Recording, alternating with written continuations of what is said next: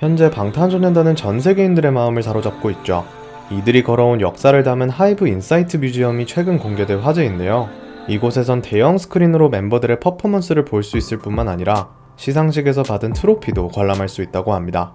더불어 방시혁이 만든 에그타르트도 판매하고 있어 아미라면 무조건 방문해야 할 성지가 되었는데요. 셀럽들 뿐만 아니라 기업인들에게도 사랑받는 방탄이기에 최근에는 신세계 정용진 부회장도 이곳을 찾았다고 합니다. 하지만 곧이어 그가 SNS에 올린 인증샷에 아미들이 크게 분노하는 모습을 보였는데요. 대기업 CEO의 방문에 반가워해야 할 팬들이 왜 이런 반응을 보였던 걸까요? 오늘 함께 알아봅시다.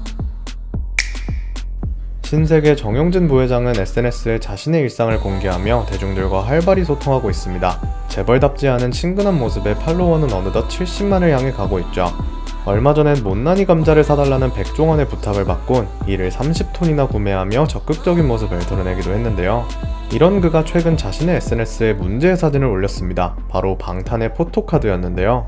아미가 되어보련다 라는 글과 함께 멤버들의 얼굴이 담긴 포토카드 사진을 올리자 순식간에 댓글 1000개가량이 달리게 됩니다. 해당 카드는 하이브 뮤지엄에서 입장권을 대신하는 티켓으로 뒷면에는 정용진의 이니셜 YJ가 새겨져 있었는데요. 이를 통해 그는 공개적으로 자신이 방탄을 응원하고 있음을 밝히고 싶었던 것 같습니다.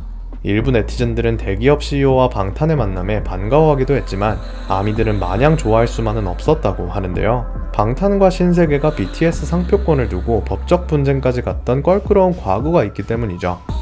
때는 2013년 방탄이 데뷔하기 한 달 전으로 거슬러 올라갑니다. 하이브는 문구와 CD, 가수 공연업 분야의 BTS 상표권을 출원했습니다. 또한 2015년에는 굿즈 제작을 위해 의류 분야에도 상표권 신청을 했는데요. 안타깝게도 신한코퍼레이션이라는 업체가 이미 BTS 백투스쿨이라는 유사한 상표권을 가지고 있어 거부되었습니다. 대신 하이브는 방한용 마스크, 수영복 등 좁은 범위의 의류 상표권을 획득하게 되는데요. 문제는 2017년 신세계가 BTS의 상표권을 출원 신청하며 본격적으로 시작됩니다. 신세계는 자사 편집숍인 분더샵의 약자인 BTS 상표권을 출원하려 했는데요. 이미 신한코퍼레이션이 해당 권리를 가지고 있어 하이브와 마찬가지로 실패하고 맙니다. 그러자 신세계는 대기업의 지위를 이용해 신한코퍼레이션으로부터 BTS 상표권을 사들이게 됩니다. 2017년은 방탄이 빌보드에서 처음 수상을 하며 전 세계적으로 인기를 누리고 있던 시기인데요.